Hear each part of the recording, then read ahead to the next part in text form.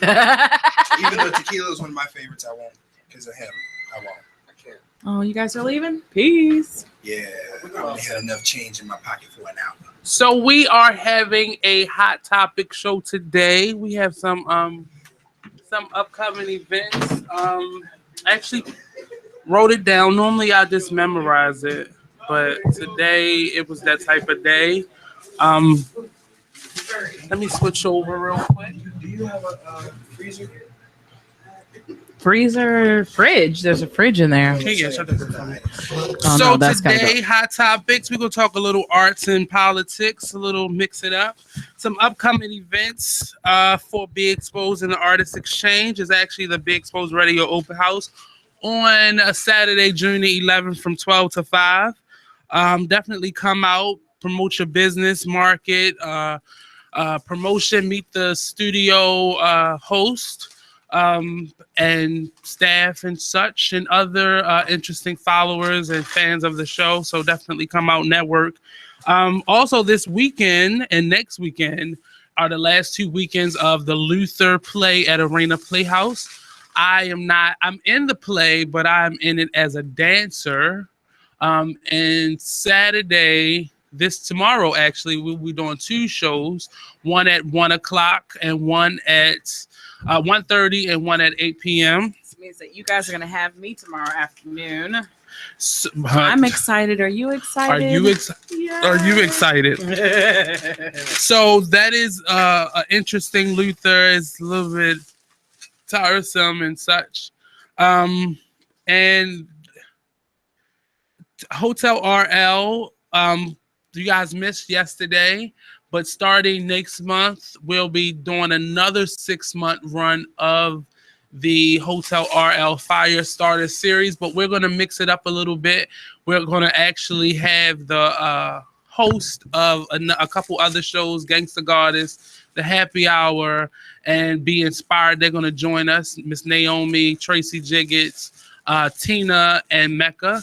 They're going to actually join us and take part in the interview. So we're going to switch it up. So this month we'll have these hosts and next month we'll have these hosts. So just give you something a little different, switch it up from what we have been doing for the last couple months, the last 7 months actually. So we're going to do another 6 months on at Hotel RL. Interesting, so definitely tune in for that. Stay tuned for segment 3 and 4. We'll have Mr. and Mrs. Smith on. They'll be giving us some financial literacy information. It's a conversation I have with my mom all the time on what she wanted to teach us about financial responsibility versus what she actually taught what you. Actually happened.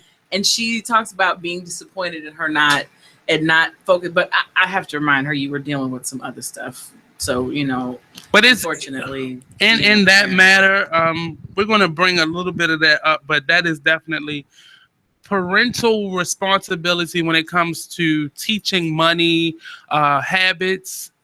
Children learn by watching. You can talk to them all day long and they'll remember the gist of what you were saying, but they follow what they see. So if you are secretive about money, then they're going to be secretive about money. Right. And it's a trickling down effect. And either they're going to come out on the total left where they're really responsible and do nothing you told them to do, or they're going to go and follow your lead and be horribly in debt and so on and so forth. Right. And those habits are not easy to break. They're not. So that's going to be segment 3 and 4. They're actually going to call in. So look forward to that. They'll drop off some tidbits. I'll get to that part later. So for the past week, we had a number of events. Like I said, the Hotel RL event yesterday. And then on Tuesday, the last Tuesday of every month, the Actors Playground, hosted by Tracy Jiggets and myself. We had an awesome turnout. We had some great performances from some monologues done by some actors and just everyday people. The young man, what is his name? I can't remember his name. He did the monologue from Pulp Fiction, Samuel L. Jackson, where he shoots the man in the chair. You're just have a Pulp Fiction? No, it's not Pulp Fiction. It's I can't remember the name of the Shit's movie. a man in a chair. Yeah, Samuel L. Jackson. He does this whole monologue. That's Pulp Fiction. Yeah, Where yeah. he says, Mr. Marcellus only likes to be by Mrs. Marcellus. And he did the whole thing. Why do you? Yeah, yes. He did the whole thing. Good for him. I love that monologue. If you go to Chinya Wright's page, she actually taped it. We didn't take this one. So definitely come out. You got to come out and see them. We don't want you to just get the residual. We want you to actually come out and see it. But we featuring this Actors Playground, we had Deanna Fletcher. She and a number of her fellow Morganites, they created this production called Double Consciousness, based on a Langston Hughes. It's Langston Hughes, right? Yes. Langston Hughes writing, where they gave a non-verbal. It was kind of a movement theater production, and it was really interesting. It was very interactive too, so the spectators could take part in it, and no one was allowed to sit down, and that was really strange. I like that though. I think that way too many people, especially when you are dealing with an open mic, the whole point of it is we are engaging everyone. No one here. This is open to anyone, performers and non-performers alike. So I really appreciate that they do that, because all too often you go to an open mic and you will even sign up on the sheet as somebody who wants to perform and never hit the stage. And it's really interesting that it was very interactive. But definitely check them out. Deanna Fletcher, Double Consciousness, and they are actually. I'm not getting everything they're saying. Deanna Fletcher, the cast of Double Consciousness, they were a great group of people. And last night, I got to judge at the Uprising Poetry Slam. Yes. It was actually their first one at the Impact Hub space at the Center Theater. It's the Center, not the Center Theater, but the Center Artist Space up on Station North on North Avenue. They actually did their first slam. It was a slam, but they're going to do an open mic night. And their theme is bringing all of the various open mics together. So last night, each one of the judges represented a different open mic, and they all we all had fun. It was Alex Alexandra of the Bolton Hill open mic. It was Shelly Say So from Be Free Fridays at the UB Blake Center. It was another gentleman there. I don't remember his name. No, Rebecca DuPaz wasn't there. The hit writer was there from her artist Explosion that she not only does at the they're gonna kill me because we all sit and talk for a very long time about our various open mics, but those are the ones that I remember. So it was 5 of us on panel, and he has like a snap and laughs, and then he has a comedy open mic. The other gentleman that was there, really funny. Chinya Wright and Kenneth Morrison put together this open mic, and I learned that there's about 15 or 16 different open mics throughout the whole city of Baltimore, which is awesome. Actually, it's down from like the last 2 years because a couple open mics have actually shut down. Some really long-standing ones have actually shut down. Either they went quarterly or they are no longer around. Warm Wednesdays is no longer around. Gone. I thought they said they were going to do it once a month. That doesn't look like it's happening. Warm Wednesdays? No, that's the one with Smiley. Yeah, that's done. He's done? Yeah, that's done. That's too bad. Lamar's is no longer. He stopped a couple years ago. He used to do the Dirt Church. Yeah. He doesn't do that anymore? He may do it somewhere else, but he doesn't do it at the Five Seasons anymore. Yeah, it's not in Baltimore anymore. Five Seasons is closed, though. Yeah, and I think that's why a couple of them just decided to, because both of them were doing theirs there, so it kind of like phased them out. So Walter does acting and modeling he's and very such busy. and posing and such in movies. So he's going. I'm quite sure somebody's going to revive it and try to bring it back. But again, thanks to Shinya Wright and Kenneth Morrison for bringing that together. The slam was actually between Slangston, A. Coppin, and Black Chakra, and it was a three-part competition between the two of them. Black Chakra prevailed and he won. But you know, I have to say Slangston will always be Slangston. Yeah. His poems, it's not even that he doesn't care. Like his first poem was about butts and how distracted he is by a nice gluteus maximus. It's kind of tragic. A butt can be how being easily distracted by them. Yeah. It's so hard to function in life. I wouldn't know. On the other side of the token. Oh no. Yeah. No. Being the distraction often. But it was awesome. His poetry has always just made me giggle. And it was hard judging them because, you know, they don't treat slam judges nicely. They don't. But they were nice, comparatively nice to us last night. But it was very hard. And none of us wanted to go under, I think, like one round, a couple of us went under 8 points. And, yeah, got a little rowdy. Yeah, well. Here's my thing about slam judging is they usually just grab random people out of the crowd. At least this time they had people who were knowledgeable in the arts. Yeah. Period. So that there was at least some, okay, well, there's some creativity here. Right. I can see, you know. And see, that's how I had to judge. That's what I judged it based on, like stage presence and clarity and diction. Because I couldn't judge them on their performance. That's not what I do. It was 4 other judges that do that on a regular basis. So I'm an actor, so that's where I came out. It was they treated us very graciously. They gave us our own little moment of shine. They called us out separately. So I felt kind of good. They don't normally treat judges that well. So I was really happy. So that was the Artist Uprising with Kenneth Morris and Shinya Wright at the Impact Hub space at Station North at the Center Complex. But it was awesome. It's supposed to happen every month. So definitely look out for that. It gave us an opportunity, all of us that do events, to actually be a part of one big event. So leave it to Shinya and Kenneth to be that organizer for that. They actually going to ask us back a couple times throughout the year, so look out for it. Nice. Kind of liked it. It's kind of enjoyable. And I met the I other appreciate anyone hosts. who's trying to look at an open mic differently. You get to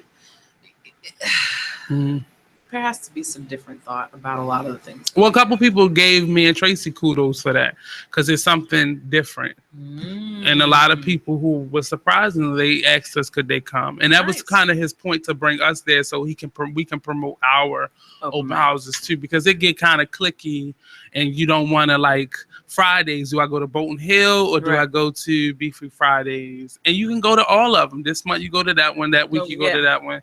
Like, just lounge out, learn something else, you know, meet different people. And you'll see some of the more seasoned veteran performers do go to all of them. Yep. Because they're wise that way. But don't forget to give us a call, 410-702-5657, or you can text us at 443-642-9403. We are now visual on our live streaming capacities here on BeExposedRadio.com. So you can see our pretty faces. You just saw me knock off the sponge off the mic, but that doesn't happen all the time. But you can check us out and see us in all of our glories now. So you can see us now. Is it there? Oh, that was there right there. And Alma doesn't realize she's on camera. I do. I see. I wave. Yeah, I don't think people realize the rest of the room is On spotlighted camera as now. well as Yes, well. we are all here. So definitely check us out. Things are always growing and advancing here. So definitely check us out. If you're interested in hosting your own show here, definitely hit us up. We have 2 shows that are slated to start, and I can't tell you who they are right now.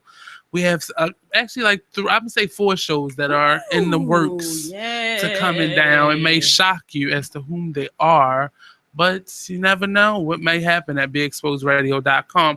So we're going to go to a quick break. Definitely check us out on YouTube live. You can see us, you can hear us, you can call in, you can text in, you can reach us however, but definitely hit us up, or you can go to our website www.beexposedradio.com. Check out our new updates and all of our new things coming.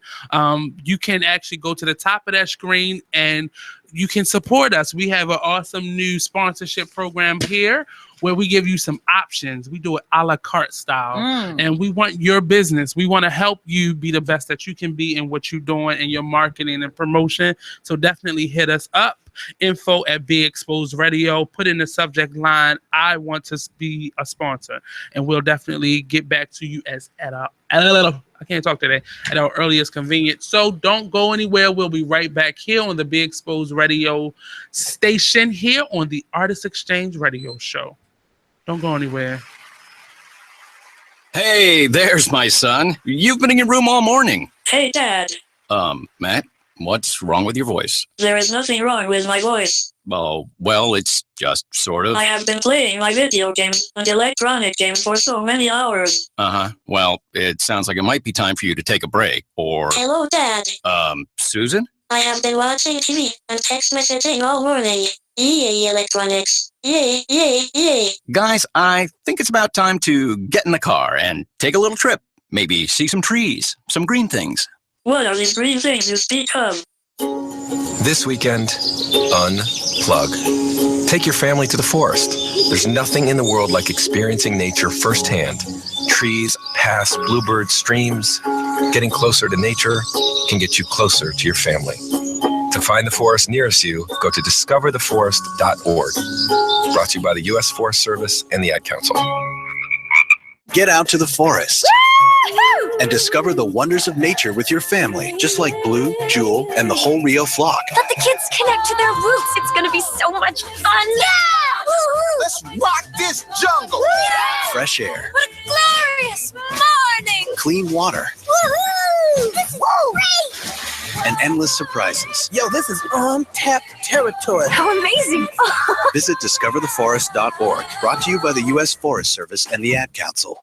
So when you get to the corner of Smith and Orchard, you're going to want to take a left. You are not going to. Then what you're going to do is turn onto Marcy Avenue. Just broke up and go past the first 3 lights and then take the next left. I don't really then think drive 5 she's more happy, blocks but and you should be who there. am I to judge, right? Park on the right. That's I'll what see I you heard later last tonight. night. It's hard to concentrate on 2 things at once, like texting and driving.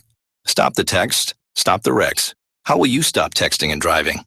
Tell us at stoptextstoprex.org. Brought to you by the National Highway Traffic Safety Administration and the Ad Council. This message is for all of you sitting in the passenger seat. And apologies if it gets a little uncomfortable, but how does it feel to be at the mercy of someone who thinks a random text is more important than your life? Someone who takes their eyes off the road while speeding along in a 3-ton hunk of steel. Freaky, right? Well, why not just ask them to stop?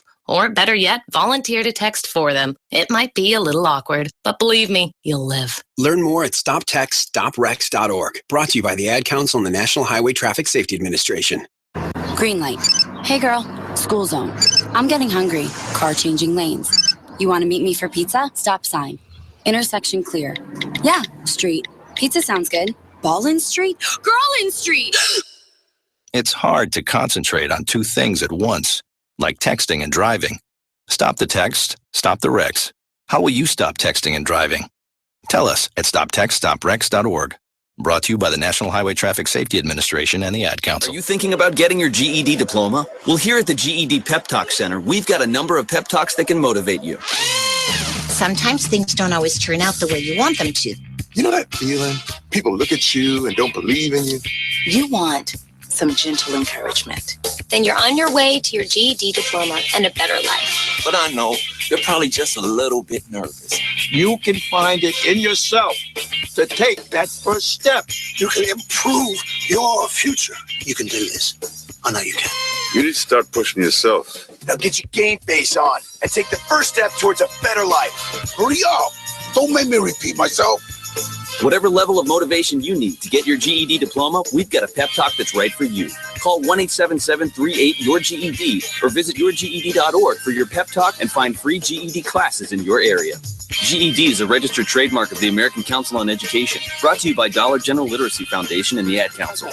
So just type the job website address here. That's it. Then you enter what job you're looking for there. Electrician. This is Peter. Recently, he got help going on the internet for the first time to look for a new job. Okay, then you just hit search and... In the past, Peter's gotten work through people he knew, but he heard there were more jobs online. There we go. These are all for me? Uh-huh. Really? He had no idea just how many. I can't believe it. This one looks good. Peter is thinking the internet might be for him after all. And this is just one website. Wow. Why didn't I do this sooner? See what the internet can help you do at everyoneon.org or call 1-855-387-9166 to find a free training class near you. Brought to you by Connect to Compete and the Ad Council. Artist Exchange. The Artist Exchange. The Artist Exchange. The Artist Exchange. The Artist Exchange. Artist Exchange Live. The Artist Exchange. The Artist Exchange. The Artist Exchange. Starts now. Right. If it's Welcome back to the Artist Exchange Radio Show on BigExposeRadio.com. We have to get some training for some folks. You start the clock and then you say go. I'm confused. So we're back here on the Artist Exchange Radio Show. Just talking about some things that happened in the last week. Actually, this Sunday, I went to a very interesting, I'll use that word, very interesting workshop on the difficulty in adapting plays, mainly books and movies or like TV series into a play. And I realized some things culturally about myself. Mm-hmm. I realized I'm not as into pop culture as I would think I was, clearly, because when people are able to pull from just the randomness of life and pop culture, it's very weird to me because you can connect every single dot into just any topic. And sometimes it's too much. Well, I think I don't need a reference, a pop culture catchy reference. I personally feel like the more you are able to find the connections between things, it is a shining a light on your intelligence. I think that's the mark of intelligence, being able to look at two things that are seemingly unrelated and finding the commonality, what makes them the same. I'm good at that. I can find commonalities, but I get annoyed when everything we talk about has a pop culture reference to it. And I know it does have a connection because that's why it's pop culture, but just holding a conversation and everything that you say is a cliche, or it just is annoying to me. I'm sorry, it's just me. Sometimes I just want to have a normal conversation without references to 1957 comic book strips. I'm just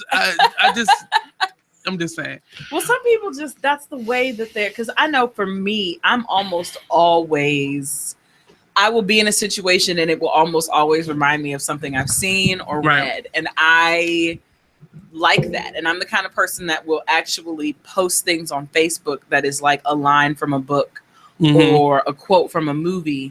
And just that one little quote. I won't put who it's from, what movie it's from, or anything like that. And a ton of my friends are like, oh, Steph, I love that. That was one of my favorite things. And that's cool, like social media. But when you're having a meeting and it's about bridging gaps, go a little light. Because everybody didn't have that same experience. Maybe I didn't grow up with that TV show in my life. I know I watched TV shows that some people be like, why would you do that?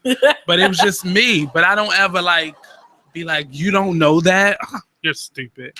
And that's like the arrogance that I get in those conversations, because I'm a person, I watched a lot of the stuff that you think I would not watch, but I don't care enough about it to make it like my coat of armor. Well, okay, so then I think that has more to do with that's more to do with who you are. Mm-hmm. Like I think that you get that from a specific group of people. Right. Those of us who consider ourselves quote unquote geek chic.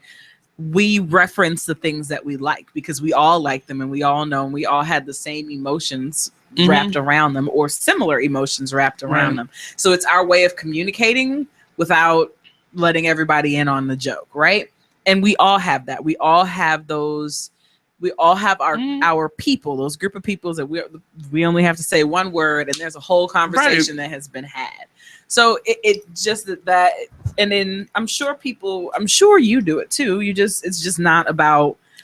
I know when to do it. I know when not to put it on people. The diaspora is something that you and I definitely go back and forth. Like, remember that from this now. Yeah. We'll throw a spiritual out there and be like, so it's all about where your particular passion lies. I just learned a lot culturally and cultural differences and people and it's interesting when it's time to work together. But we're going to take another quick break and we'll be right back here on the Artist Exchange Radio Show on BeExposedRadio.com. Hopefully Mr. and Mrs. Smith will be calling in.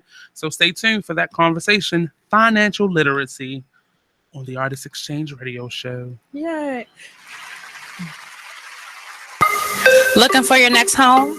Kemp & Associates is a full-service real estate and property management company that's been serving the community for 18 years with due diligence. They have 2 locations and 27 agents to serve the Central Maryland area. Call for your residential needs at 410-580-0606, located at 1328 Ricestown Road, Suite B, and 5248 Ricestown Road, Unit 2. Meet them online at www.baltimorehomesource.org. Kemp & Associates, your home specialist. Don't make a move without us. Check out this flashback of the Artist Exchange Radio Show on BeExposedRadio.com. So we're going to get a little bit into the album with Miss Amira and learn the basis of it, the Banji soul of it all. Yes. So let us know, first of all, what is Banji soul? Banji soul is basically just real. It's real soul. It's real. It's not cut down. It's not watered down. It's, how as hot as it came off of my mind and my heart. That's what it is. And a lot of the times I get a little tangy, banji, ratchet, whatever, how you like to put it, classify it. But I like to say banji, because I'm classy. Banji is a little classy. It's a little classy. That's got your pinky up. You got your pinky up with that. Okay, we got to keep the bees, the bougie, the banji. Yeah. Right. So she's created her own lane, Banji soul. So let us know how that is covered in the album that released on the 9th of this month, right? Yes. Well, I did it to a number of industry tracks, including like the Beatles come together, and I did a Lindsay Lohan joint. You remember the Confessions of a Broken Heart? Okay. And a lot of stuff I aimed to like change the theme that was originated, or just to.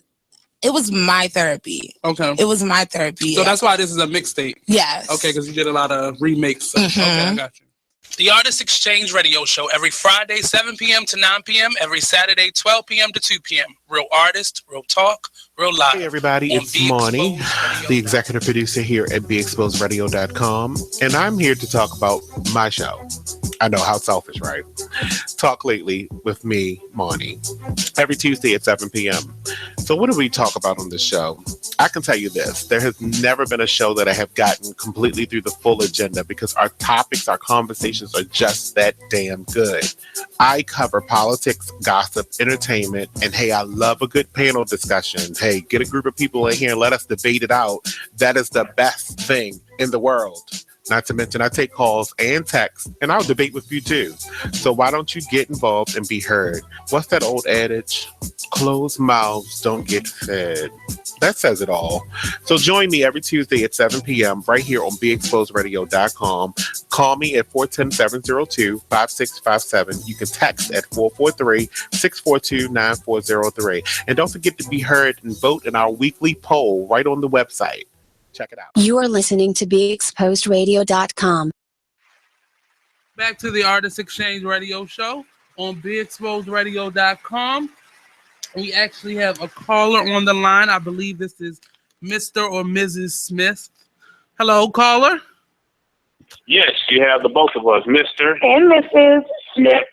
Hello, Mr. and Mrs. Smith. How's it going? Welcome to the Artist Exchange Radio Show. It's going good. Thank you for having us. Anytime. I'm always looking for new and interesting individuals to bring on the show to help artists and other individuals out in their everyday life. You specifically work in the area of financial, I want to say literacy, or to let us know what you do so I don't mess up your job title. Well, you hit the nail on the head. Financial literacy, better known as economic empowerment. You know, just really empowering individuals on how to really dominate and maximize on the money they make and the money they spend. So what? I'm gonna jump right into it because I had a couple questions. Okay. And as for first, how did you get into this field? Did you make some mistakes yourself, or you were always just that smart person with money? Well, I'll leave this one off. It definitely wasn't because we were the always smart ones. I know I definitely made my share of mistakes. And, you know, it's one of those things that they say that when the student is ready, the teacher will appear. So upon me making a ton of mistakes, when someone showed me what I didn't know that I thought I knew, my light bulb went off immediately. So that being said, you know, I dove in and started learning. I was a sponge, soaking in all of the knowledge, and realized by me not knowing this information on how money works, I lost, you know, over the course of the past 10 years of my life, I lost over $100,000 just off of lack of knowledge alone. So, you know, I was exposed, pretty much, you know, exposure is what led me to this information, but I was open to learning more. Yeah, and then as far as me, you know, I was the typical pretty good with my money, good with saving. You know, I made a decent amount of money per year. I felt like, no, I promise. But, you know, I felt like I had the mentality that as long as my bills are paid, you know, and everything is paid on time, I'm good financially. And really that's not the case because, you know, no matter how old you are, you have to start thinking about retirement, which is something, you know, totally different. That's a totally different ballgame, you know, and once we got exposed to this information, just to hear, you know, that you're supposed to have about, you know, 10 times what you make annually now, you know, in retirement, I was like, wait, hold on. I'm not doing something right. So, you know, that's pretty much, you know, how it started for us. So in having clients and such, what are like the top 2 misconceptions that people come to you with as far as their financial stability or savings, or like you just gave us a big one? I don't have nearly 1% of what I would make in a year, but what are 2 of the biggest misconceptions? Okay. One of the number one that I find that I feel is a big misconception is that people don't feel like taxes matter as much. They feel like that's something that we have to pay, like the income taxes, the Uncle Sam portion, as they call it. They feel like that's something that's mandatory. But they got to understand that, for one, taxes is really our biggest expense. That's most people's number one expense. They might think it's the frivolous spending or the, you know, the balling out on certain items, going out and splurging on clothes, shoes, and things like that. They don't see it. They don't see it. 1/3 of your but, income. but it's taking 1/3, of that income, and it doesn't have to. That's when I say I lost over 100,000. That's where it went, to that, to taxes alone. So that's a misconception. A lot of people overlook that main key, and because of it, our people are throwing their money away just by the lack of knowledge. When they say people perish from a lack of knowledge, that's one of the ways that they're perishing. So that's a big misconception that I feel like I had to highlight because many people overlook it. I definitely overlooked it as well. I'm thinking because, we talk to so many people. I guess one of the things that I would say is, we run into so many people when it comes to investment and investing their money, they feel like it's so risky. Which, think about everything is a risk. Every time you spend money, it's a risk. A job is a risk. You don't know if you're going to have that job when you wake up the next morning, so everything is risky. But when you really get involved and you understand how investments work, then it's a totally different ball game. You're making money in your sleep. It's easy for you to think about now that 10 times worth, of money that you're making annually. It's easy for you to think about, okay, I think I'll have that by the time I retire. Your whole mentality changes when you start, understanding how the investments work. So I would say that one. Yeah. It appears that, and me and Amma was talking about this on and off, a lot of, I'm going to start with young people and then I'll work up to artists. But young people, we see the mistakes our parents or guardians are making, and we don't see that as mistakes. We just see that's how you do things. Like for me and my family was don't pay a bill off each month, just pay on it. And it's really strange that I think a lot of people do that and think that is okay. So I need a couple dollars left over at the end of each month. So I'm not really going to put all the money on this one bill or pay everything off this month, right? Because I'm going to need a couple dollars to That's do what me. They call managing debt. Wow. Right. So is that something that you hear from a lot of your clients, or is that a practice that a lot of people still do? Good. That's a good question. And that's not something that we hear from the people we encounter. However, I do know people, with that mentality. And I've had that mentality myself as well. But, I wouldn't recommend it now because I understand there's a strategy that you can put into place that'll make up. It'll kind of give you the same feel as though you want to make sure you got a little something for yourself, but it's a strategy that you can tap into. We like to call it income shifting, that allows you to, pay yourself first, so to speak. Right. So then when you're paying your bills and things of that nature, it doesn't feel as bad because you know that you paid yourself first, and now you have some money that you can allot to different areas, and it all ties in with meeting your monthly goals or whatever it is. So I wouldn't recommend it. I do know of people who practice that model, but there is a better way, just like, many other things. Right. There's a lot of get rich quick schemes and make $1 million or my rich daddy, my poor daddy. And I'm not putting down anybody's perspective, but they don't work. I've read the books. I've bought the CDs. I'm sorry, Susie Norman, but we not coming from the same culture. So we really don't have the same outcome or the thought process. So how can I be rich now?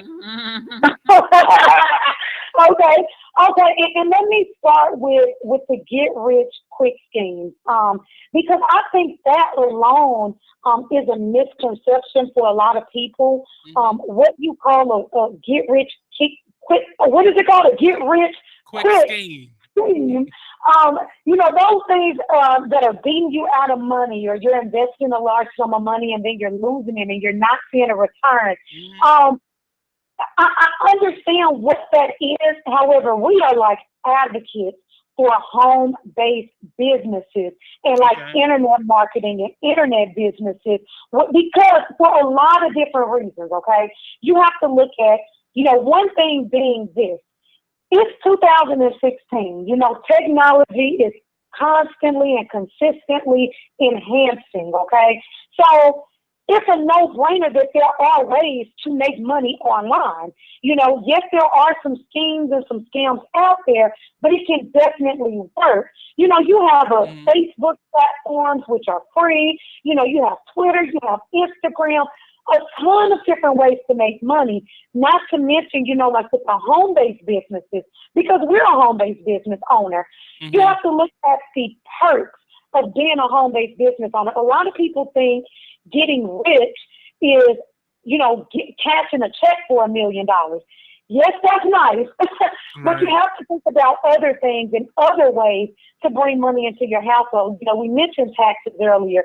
So being able to, you know, cut down some of the money that you're paying out in taxes, that's one stream of income, you know, whether you know it or not. You know, getting out of debt, that's another stream of income. You know, then you have your investment, which is another stream of income. But the thing about a home-based business is this: you get to write off a portion of your lifestyle. You know, and what I mean by that is a portion of almost everything that you're spending money on. That's your rent or mortgage, your utilities, your cable, your cell phone bill. A portion of all of these things can be written off on your taxes. So guess what? That's another stream of income coming into your household. Absolutely. And I'm gonna can I add a little piece to it? Now, what I'm gonna just add is, as far as the get rich quick scheme, I feel like it's no such thing as getting rich quick. I want it now. Yeah. It takes some consistency and some dedication. Like, well, what you're doing, this platform, it's a brilliant platform. You're able to connect with different people from different walks of life, and everybody can feed off of each other.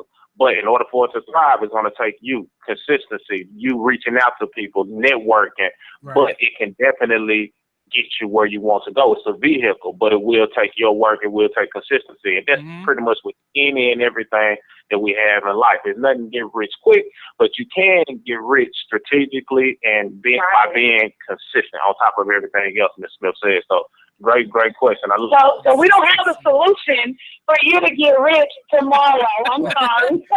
we don't know. But a lot of where I want to take this conversation is myself and my co-host, we're both artists, and we both were college taught artists. So that's a Sally Mae debt on top of everything else. So how would you say, because I was one of those people, I got the Capital One credit card sent to me when I was 18.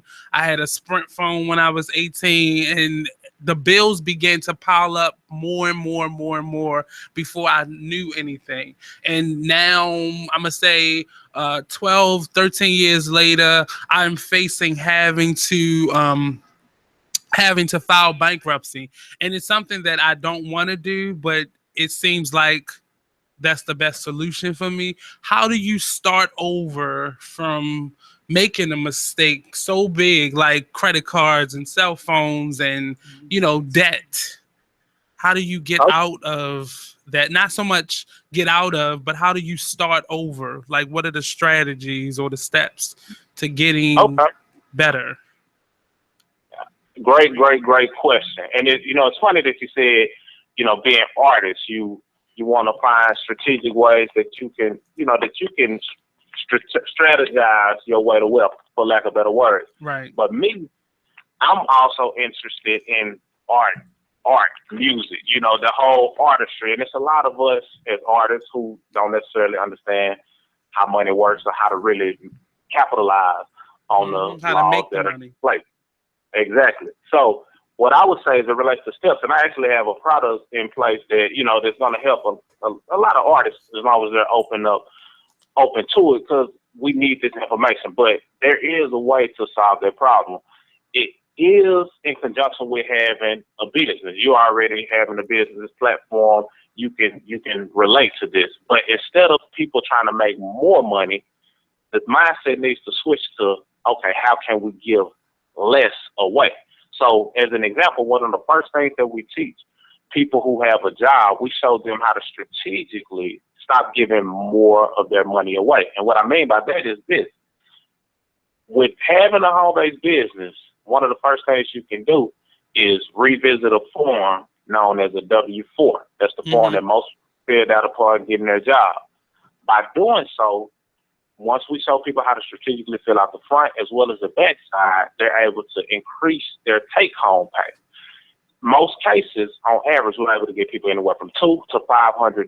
Now, that's not a lot just to jump up and down over, but in most cases, that's enough to keep somebody from filing bankrupt. An extra $200 to $300 is just enough to keep a person from filing bankrupt. So once they implement that part of the strategy and follow the laws that are attached to that, and they take that extra $200 to $300, $200 to $500, just depends on the person's scenario. Now they're able to take that money, start applying it to their debt, and compounding it, and putting it into a software system that is proven to work 100% of the time if they work it by taking that extra money. Meanwhile, they haven't made any additional money. They just gave less money away. And that's the first step to start knocking out their debt faster. So people are able to knock out their student loans, credit cards, and have mortgages in half the amount of time just off of implementing that first strategy. And as you knock one bill down, you're able to compound it, knock another bill down. Next thing you know, you avoided bankruptcy and your credit is looking, good if that's something you're interested in, and you've increased your cash flow. So now you can work towards the investment so your money can be making money for you. So that's the nuts and bolts to the strategic approach to getting out of that situation, all through strategy, giving less of our money away. Strategy and hard work. And part of what I'm seeing in a lot of specifically artists that I work with, we have learned how to live off of the minimum, and we are good at it. But the moment you start actually making money is when you start spending money. And that was kind of my issue. Once I decided to become an artist full time, I did not change my lifestyle. I kept going on vacations the same way. I kept eating out the same way. So I saw that. Now I see where the issue was, but it's just about getting out of that hole. And I'm going to ask you real quick, because we're going to take a quick break. Where can we find you on social media? How can people contact you and find out about your expertise? All right. Well, we're on almost every social media platform. So Mr. and Mrs. Smith, we have a like page and we have a personal page. So the personal page is Mr., the letter N as in Nancy, Mrs. Smith. And then we have our fan page, which is Mr. and with the and symbol, Mrs. Smith. Okay. And then we're on Periscope, YouTube, Twitter, pretty much everything under the same exact name. Okay. So we're going to take a quick break. We're going to put you on hold, Mr. and Mrs. Smith. We'll be right back after this quick break here on the Artist Exchange Radio Show on BeExposedRadio.com. Don't go anywhere. We'll be right back. All right. Check out this flashback on Gangsta Goddess Radio Show. You are true to yourself. You walk that, and you walk it with your head up, because yes, I have this gangster in me. I can do this. I will persevere. I will keep moving. We have Black women who are dealing with mental issues. We have Black women who are dealing with health issues. We have Black women who are dealing with self-esteem issues. Well, we have Black women who are just dealing with issues, child. So as you try to figure out, why am I here? What's my purpose? And that can bring you down. And you have to find that, oh no, you gotta be gangster enough to say, oh no, boo-boo, not today. You will not get me. I am here. I can take a punch and keep it moving. But I can also give one. Don't get it twisted. And then go in and fix my makeup. Get the lip gloss popping, put the wrap on, and keep it moving. So that is that gangster goddess. That's where I find the balance. So you have to know when to bring it out, each side, because I can give it to you either way, because I am mother of truth. your thug unicorn, your magical Negro, your gangster goddess, and I am here. So thank you so much for your question. Feel free to text us again, and the number is 443-642-9403. But I hope we answered that for you. For this and more, be sure to tune in to Gangsta Goddess Radio Show every Tuesday from 7 o'clock to 8 o'clock, right here on BeExposedRadio.com. Hey, everybody, check out what you missed on the one and only Be Inspired Radio Show. Focus on the word take for a moment. Yes.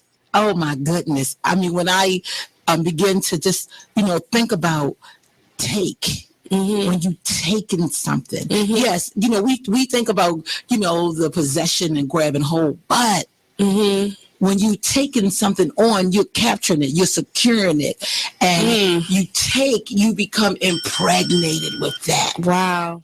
Tune in to Be Inspired every Wednesday live at 7 p.m.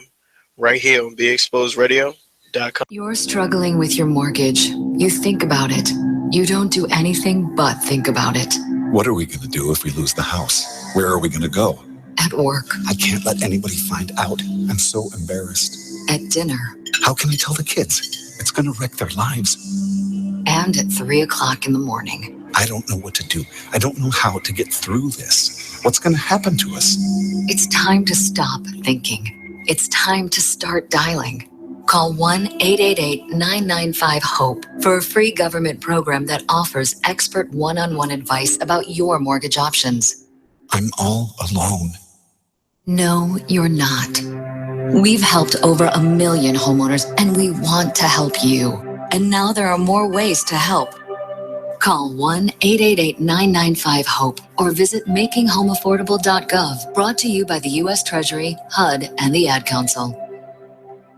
You're listening to BeExposedRadio.com.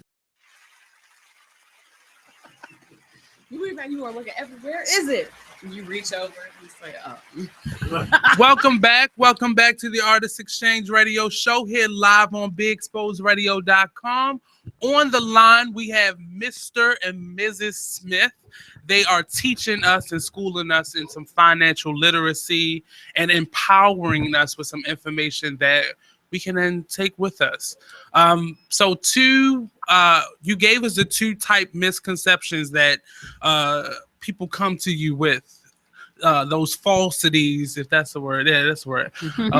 When they come to you. My next question to you is, what are the two biggest problems that you see in people in their finances outside of the taxes that you already named? One of the biggest ones is debt. I mean, you have to look at everybody's, digging themselves in a hole these days. You even gave an example, about being offered a credit card when you were 18, going to college. And that's, one of the biggest things, taking out credit cards and loans and personal loans, student loans, taking out all of these different loans, digging yourself deeper and deeper into a hole. So that's definitely one of the biggest problems that we run into. Matter of fact, most people are drawn to us saying, help, I need to get out of debt. I have so much debt. What can I do? What are my steps? Absolutely. And to piggyback on that, and it really is the same thing, but a lot of times we glorify credit a little too much. And credit, debt, they go hand in hand. A lot of people view credit as status because they make it look appealing. They make it seem like it's okay to always get an auto loan, okay to always get a student loan, and they make it seem as though it's mandatory in order to have some type of credit score. Well, really, credit is just the ability to borrow money. You really want to be more so wanting to increase your cash flow, get assets, and produce money, so you get to a point where you no longer need to borrow money. So credit and debt go hand in hand, but it's mainly because it's glorified in the media as though it's okay to do, but it's really, generational curses being put on us in the form of debt. Yeah, not to mention, so many people want to raise their credit score. Oh, my credit sucks. I'm this low. I want to get up this high. But they don't know, really repairing your credit you're repairing your credit just to be able to be allowed more debt. You see what I'm saying? Which is like an ongoing circle of, you know, going downhill. One of the things that I learned about credit, it's not your money. And I think one of the misconceptions is, one, is not your money, and it's real money that you're playing with. Because we don't see it. Is this a card? We don't really see it as dollars and cents. And that's one of the biggest things that I had to learn, because again, my family had really horrible spending habits. So I had to learn really early, and did not get all of it like I should, but it's real money that you're dealing with, and it's real. That's the biggest thing, and it's not yours. Yeah. So it's real money, and it's not yours. That was one of the things that I myself had to have an epiphany about. My parents also weren't the best at spending money. One parent was worse than the other, and as a result, they both ended up just basically scraping by. And then there was also always animosity whenever you have two people who don't agree and have to live financially bind to each other. It becomes a struggle. So, you know, I learned, you know, to this day, I find myself every time I go to the gas station, I want to go in and buy something to drink or buy a snack. I have to not do that. It's those little things. It's the $3 here, the $2.50 there, the $5 here. And before you know it, you've spent $20 in a day that you did not intend on spending. $20 in a week's $100. That's a lot of money to just be spending on nothing. I know. And, you know, we actually call that the latte factor, okay? So you can write that one down, and you're going to think about this now, you know, going forward. We call that the latte factor, where you're out and about. It's just like, you know, the person, you know, being out every morning running errands or going to work, and they feel like they got to stop every morning for a latte, or they have to stop every morning for a coffee. So that's why we call it, you know, the latte factor. But that's exactly what it is, you know, those little things. Even things like ATM fees. You know, people don't realize when they're out and about, you don't have cash, but you need cash. Let me stop at this bank, which is not my bank. And, you know, it's just a $3 fee or it's just a $2 fee, but those fees add up. So it's just like what you're saying about, you know, running in there, getting a drink, or, you know, stopping to get some candy, or, you know, whatever it is. It's also highly unhealthy for you. That was one of the ways I stopped. Right. Yes. One of the things that I struggled with in thinking about my finances, because I was not really I still kind of struggle with saving money. I got a little something put aside, but I am this needs to happen now. So let me do it now, and then worry about it on the back end, whatever I miss, because I've now spent that money because I had to. Now I have to kind of figure out what I'm going to do the rest of the week. And I guess at the end of the day, all you can do is save money and just hope that you don't have so many emergencies. Yeah, that's true. One of the biggest things, I mean, we don't have a secret for saving money. You know, it's pretty much just having a budget and being disciplined, you know, and it's so hard because I have a bad habit myself. Sometimes we'll be out and about running errands, and next thing you know, I'm like, let's go out to eat. I love going out to eat. Yes. And I'm just like, look, we need to slow down because, you know, then we're looking at the bank account and we're like, hold on. So you mean to tell me we spent this much money for this little bit of food?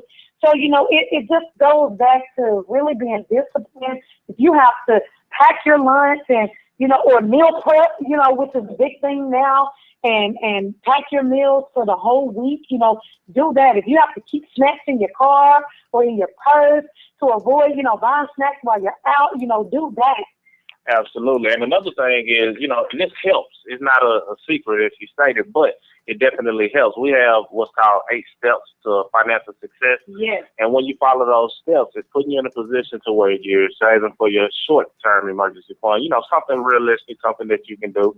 And your goal is to get to 6 months worth of living expenses. But in the mix of that, you're investing your money. And that's one of the best ways to avoid spending money, because when you start investing and putting it in places that's not so easy for you to grab, then it has no choice but to grow, because it's like, I just can't go and get that out the bank. I have to actually call them and make arrangements in order to get that money. Inconvenient. Because it's inconvenient for you to grab that money. That said, you kind of trick yourself. When you start investing, you put your money in places that's not easy for you to touch it, which causes your money to grow on its own like it's supposed to. And next thing you know, money is going out because you placed it in somewhere that wasn't easy for you to grab. But it's all through following those 8 steps. So that's helpful as well. Yeah, I'm sorry to cut you off. I'm going to ask you guys to come back for the next segment and just close this out for us, because when you're talking about money, it just never is enough time. So we're going to go to another quick break, and we're going to bring you back on the next segment. So don't go anywhere. We'll be right back here on the Artist Exchange Radio Show on BeExposedRadio.com.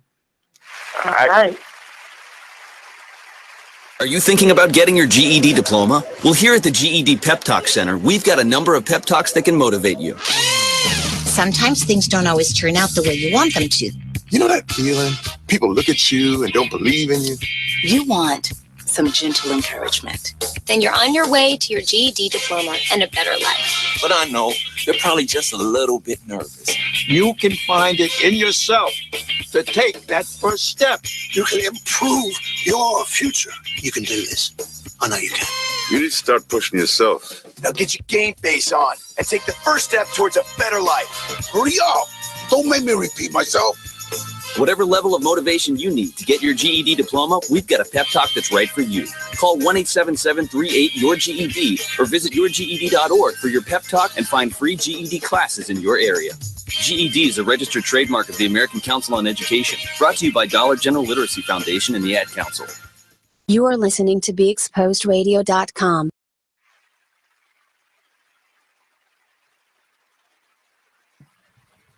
Welcome back to the Artist Exchange Radio Show here live on BeExposedRadio.com. Quick, Mr. or Mrs. Smith, let us know again where we can find you at. How can we contact you, and give us a little snippet of what you do for us. Absolutely, gladly. First of all, we thank you for having us. You know, it was fun. It was a pleasure to be on. But you can find us on Facebook. That's where we're the most active, as Mr. and Mrs. Smith. Also, you know, one thing to kind of stay on our list of getting constant information from time to time, you can also reach us at thedebtfreecouple.com, thedebtfreecouple.com, and get some ongoing information from time to time. Things that, you know, we feel can help you, because it's all about economic empowerment. We can have services for individuals, but we more so want to empower the individual to understand their own money so they can take full control of their own economy.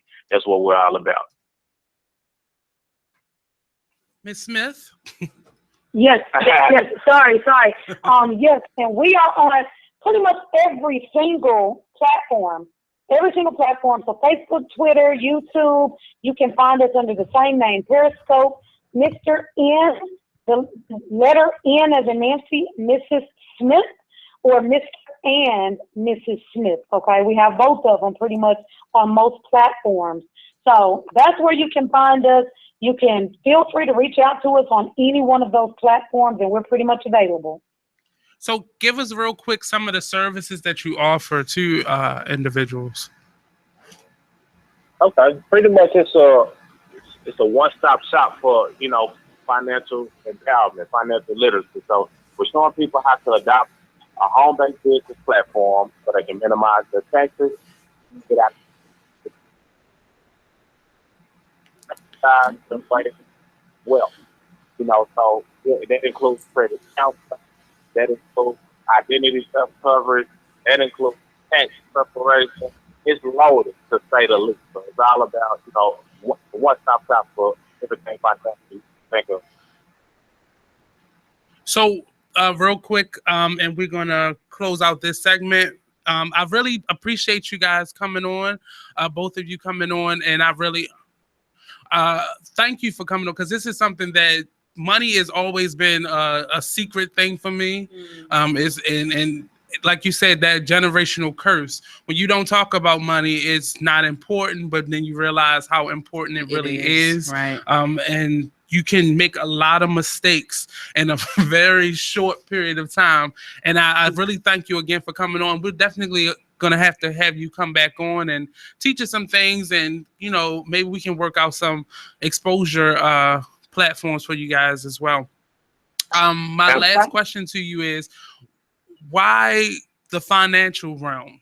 And I know we started off with that, but just close out with, why is this such an important thing for you to give to people and help people out with? Okay, I'll start out. I mean, finances is just so important. I think for one, it started out us just wanting to educate ourselves. Because, you know, I was pretty good at saving my money, but you know, I pretty much just had the mentality that as long as my bills were paid, I was fine.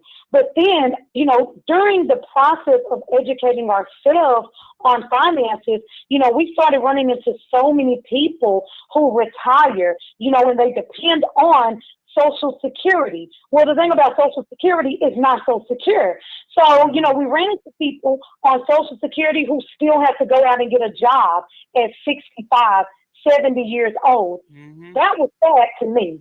You know, that was one of those things. Or, you know, we knew people personally who had to move in their mom because their mom couldn't maintain their bills. You know, after they retired, they pretty much exhausted all of their 401ks, all of their pensions, you know, which are pretty much obsolete now.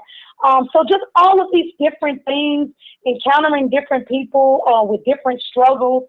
So alongside educating ourselves, we just went ahead and decided, hey, we need to educate the people, you know, especially in the Black community. You know, we don't talk about money. We don't talk about money at all. You know, I remember in my household, you know, giving my parents a portion of my paycheck, but not knowing where the money was going. You know, they were saying it was going on bills, but you know, I never saw those bills.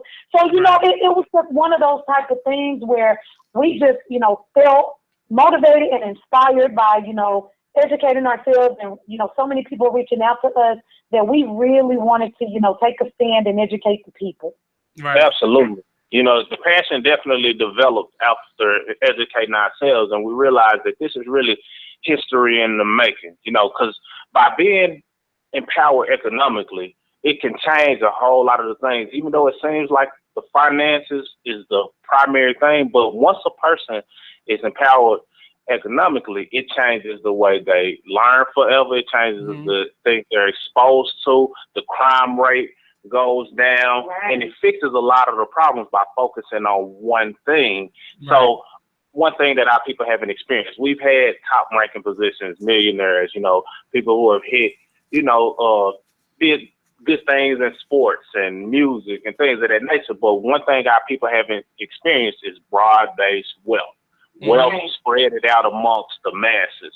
So by empowering each other economically, starting conversations like this, that's what can break the mold. And, you know, it's history in the making. So that's where the passion comes from, and we love it. And so I really, again, I thank you. And I'm sitting here looking at the website, freecouple.com, and I'll definitely check that out and learn what I can from it, and definitely send you guys some questions when I have them. I'm gonna say when I have them. So I definitely look forward to talking with the both of you more and learning some more and working with you, and hopefully bringing you back on if you're interested in coming back on and talking more with us. And maybe I'll have some artists in the building with us, so we can definitely get to the bottom of a lot of those residual debt problems that we all have. But again, thank you. We're going to put this information up on our website, on our page, social media page. So definitely share it, like it, and you can go on YouTube channel and get this interview as well. So thank you, Mr. and Mrs. Smith. I really appreciate you coming on. No problem at all. Thank you so much for having us, and we will gladly do it again. Absolutely. Thank you so much. We had a ton of fun. We're humbled by the experience. So, yeah, keep doing what you're doing, and we look forward to working with you in the future. Thank you so much. Have a great day, and I'm definitely going to stay in touch. All right. You too. Bye-bye. Thank you. That was Mr. and Mrs. Smith. You can find them on social media, most social media platforms. I've gone through their pages. They really have some good information that they're willing to share with you guys. And go to their website, thedebtfreecouple.com, and check them out. So money is not necessarily like a weak spot for me, but I learned so many things. I had to relearn so many bad habits that I picked up from family members. And, I had one of the mothers that worked her whole life. Like my mother always had at least 2 jobs. She had a career, but she always had like a side job or a side hustle that she would do. I remember her selling frozen cups, and she was a teacher full time. And, she took care of like elderly patients. So she did assisted living and stuff like that. But she had a stroke maybe, I'm going to say almost 4 years ago. And that stopped work for her. But financially, she never really had it all together. And I hope I'm not telling all her business, but it's a learning lesson. Right. It's something that she's had to learn with now. And she was faced with having savings, but those savings may not necessarily take her for the next 50, 60 years of her life, and not knowing what may happen. Now you have health problems. So you got to make sure your health insurance is always up to par. You got to make sure your life insurance is always up to par. But now realizing that she would have been faced with living off her Social Security had she not saved anything. And that's a dangerous thing, because you can work your whole life and they send you a check for $1,300 every month. And that's what you're supposed to live off of. And a lot of people are waiting for that. They work their whole life, whatever job that they have, getting by, and they think once they turn 65, they on easy street. And that's really not, I'm here to tell you, that's not what it is. And she wound up having a stroke like in her mid-50s. So she still would have had to wait 10 years to even reap that benefit at all. So just learning some financial literacy will bring on Mr. and Mrs. Smith, and I'm gonna bring on throughout the summer a couple more experts to really give us some well-rounded information from different perspectives, because everybody doesn't necessarily, that home-based business program, it doesn't work for everybody. Because I know for me, if I sit at home, that's not gonna work. I need to get out and do something. But there are plenty of different options for everybody. And I definitely have been one of the people who tried all the get quick rich queen schemes and the Avons and I've sold Mary Kay, I've sold Avon, anything that. I know them too. But everything, I tried a lot of different things, and becoming, before I decided that I am going to be a full-time artist, I pulled at a lot of strings thinking that it was going to work. If I tell you some of the stupid things I did between the ages of like 16 to like 23 financially, it would be a joke. One day it's going to be a stand-up routine because it's stupid. Yeah. But we all suffer from the same thing. I remember the day I had my wake-up call, I needed to pay my rent and I couldn't because I had spent all my money. And I went to figure out what I spent all my money on, and I spent all. And I mean almost all of I put gas in my car, and then I ate out. I went because that's $20-some here and there, and that 30% that people try to be bougie and tip people. No, baby, like, this is crazy. That's why service is very important to me. Then my cable bill came. My cable bill was like $200. Like, okay, all right, something got to give, because I can't be this person. And I thank God that I was aware enough, right? And I thank God I was aware enough of what I was doing to be able to stop.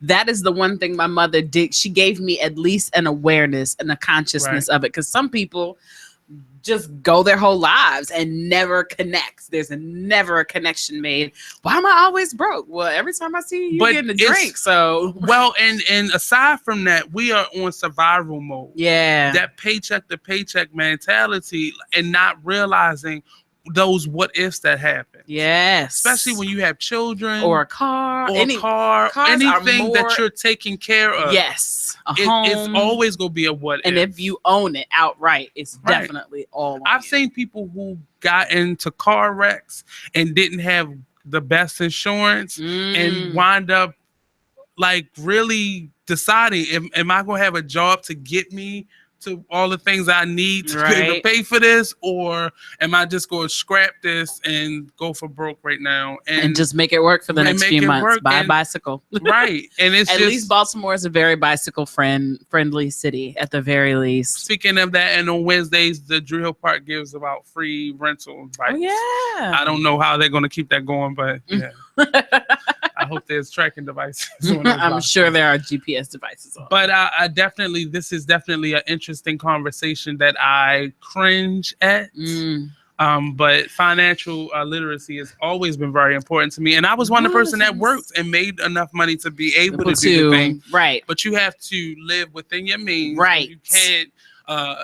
I always straddled on being a full-time artist, and something happened like junior year of college, and I decided I'm going all in, and I didn't really change my habits. And that was the big thing. That's what happened to me. I had a really, really nice job. I was making like $40,000, and I had no responsibilities at all. So I was just spending money. Now my mother made a point of setting up an account that would automatically draft money from every paycheck. So every paycheck I was getting a couple $100 taken out and put into an account I can't touch. I don't even know where it is. I can't log into it. She didn't set it up. I have no access to it. At this point? No, this was years ago.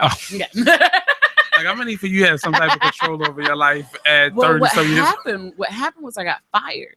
And I was devastated. But there was no change. I did not stop going out. I did not stop buying shoes. I didn't stop. So in 4 months, that little bit of money I had saved up was gone. And now what? And so then I went through a couple of years of trying to be an artist and trying to be a teaching artist and acting. Some checks don't quite meet. No, they're not the same. And I like stacks in my hand. I like stacks of cash, not bundles. I like stacks. Somebody was a stripper in their past life, or a pimp, one of them. Listen, I thought a lot about it because they make $150,000 a year if you're real good. Anyway, so hold on, we're gonna take a quick break. We'll be right back here on the Artist Exchange Radio Show on BeExposedRadio.com. Don't go anywhere. We'll be right back. Only in the forest can you see this. And this.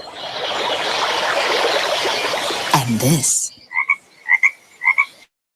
But nothing beats the moment you see that.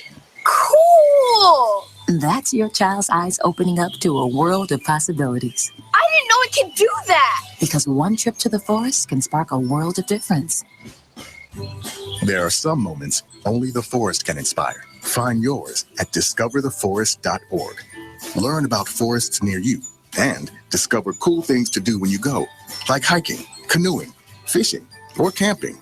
Or create your own adventure with family and friends, and you might just see this. Your moment's out there. Find it at discovertheforest.org. That's discovertheforest.org. Brought to you by the U.S. Forest Service and the Ad Council. Steven. Who said that? Me, down here. What are you, a yellow booger? I'm a banana slug, Steven. Well, what are you doing in my room? I'm your sense of adventure. Don't you remember me? Don't you know that we miss you? Miss me? Who misses me? You know, all your friends in the forest. The trees, the pond, that little fort that you made out of branches. We all miss you. Mom took me to the forest last year. I'm a slug, Steven. It took me a long time to get here. Oh, I guess that makes sense. The forest is not that far away. Have an adventure today. I'm sure your mom would take you. You're right. I should get out. I want to have fun. Play in puddles, catch frogs, and climb trees. Hey, Mom! Yeah, hon. Steven, what is that in your hand? It's my sense of adventure, Mom. It's telling me we need to get out of the house and have some fun in nature today. Come to the forest where the more adventurous you lives. Check out discovertheforest.org for cool places nearby. Brought to you by the U.S. Forest Service and the Ad Council. Looking for your next home? Kemp & Associates is a full-service real estate and property management company that's been serving the community for 18 years with due diligence. They have 2 locations and 27 agents to serve the Central Maryland area. Call for your residential needs at 410-580-0606, located at 1328 Ricestown Road, Suite B, and 5248 Ricestown Road, Unit 2. Meet them online at www.baltimorehomesource.org. Kemp & Associates, your home specialist. Don't make a move without us. You are listening to BeExposedRadio.com.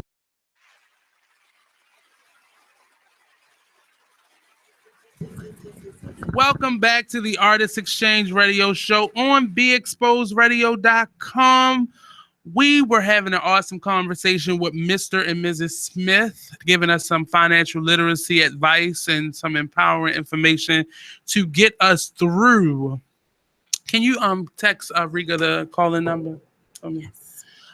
So calling in shortly will be Miss Riga Watkins.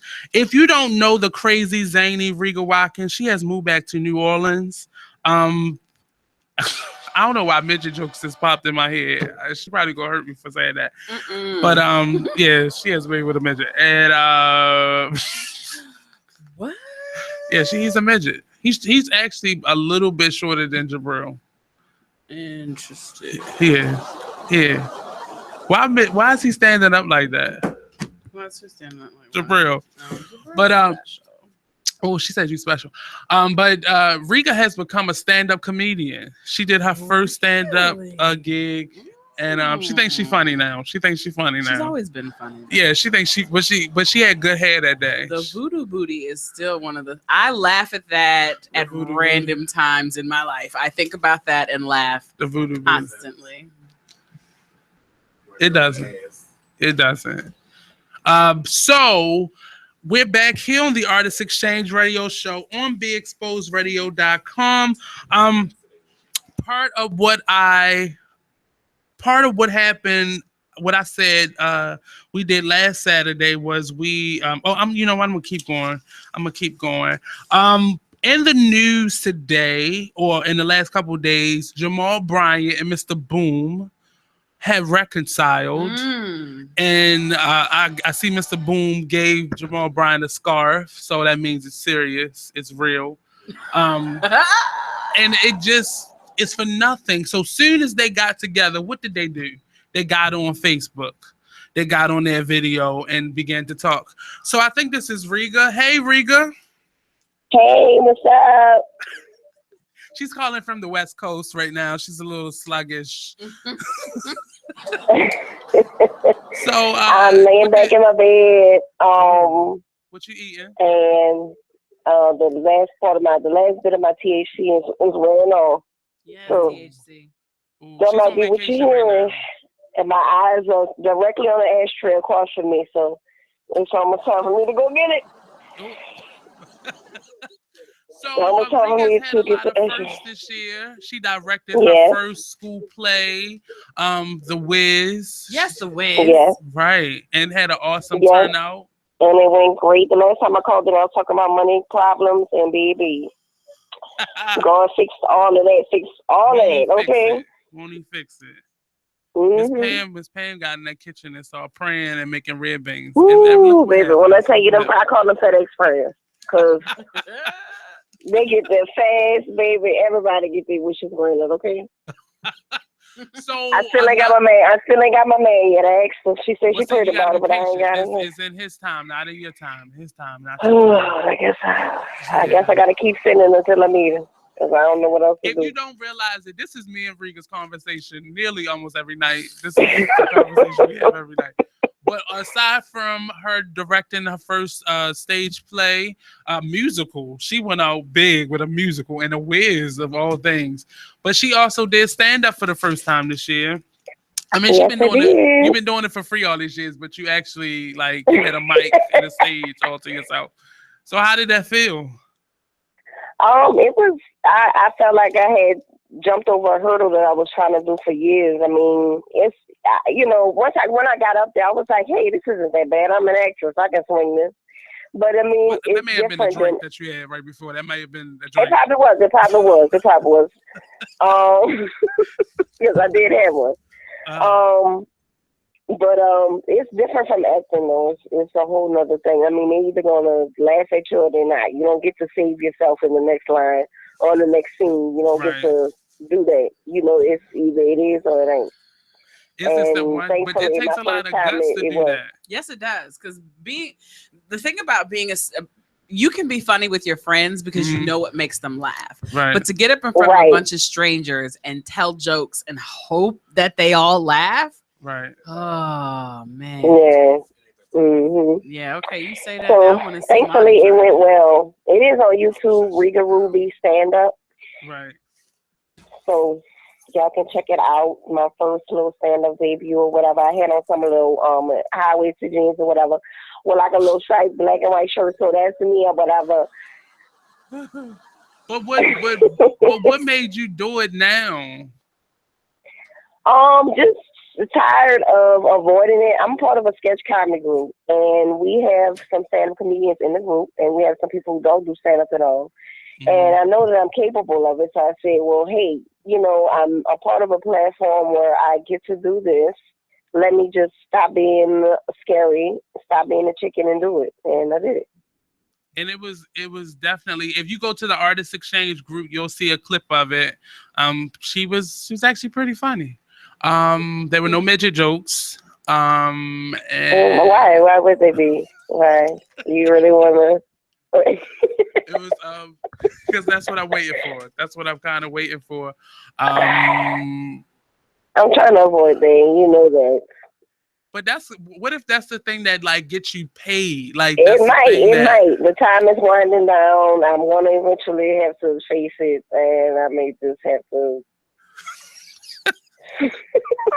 That's what I'm telling you. That's what made Monique pop. Like her first husband was a midget, and look where she at now. She won the Oscars and such. Mm-hmm. Well, you know what? If it takes me down that road, I may just have to, you know, I may just have to talk about it. But that's for another time. That's for another time. It's an inside joke. You can't really get the whole gist of it because she's not ready to do the show yet. But I put up a new page. I put up a new page on POF. I'm trying to start over again. I put up a new page on POF. And everybody keeps calling me a cutie. I feel like that is so mediocre. I don't want to be called a cutie. Well, that's kind of like the entry level right now. You at entry level phase. So I'm entry level. Why? Because I don't have prosthetics all over my body. I'm a cutie. Yeah. Is that why? Yeah, like all your parts you were born with her.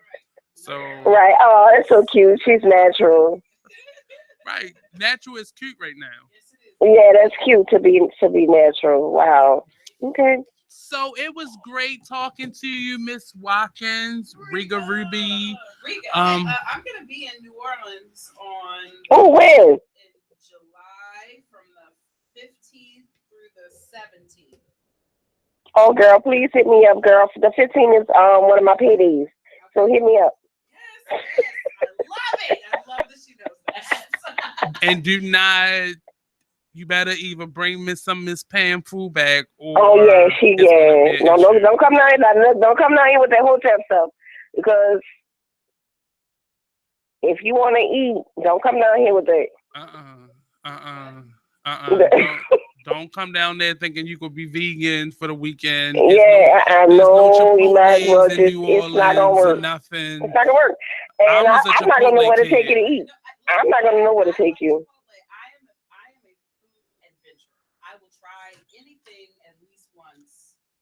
Maybe 2 times because you may be having a bad day. We're going to take a quick break. We'll be right back here on the Artist Exchange Radio Show on BeExposedRadio.com. Don't come for me.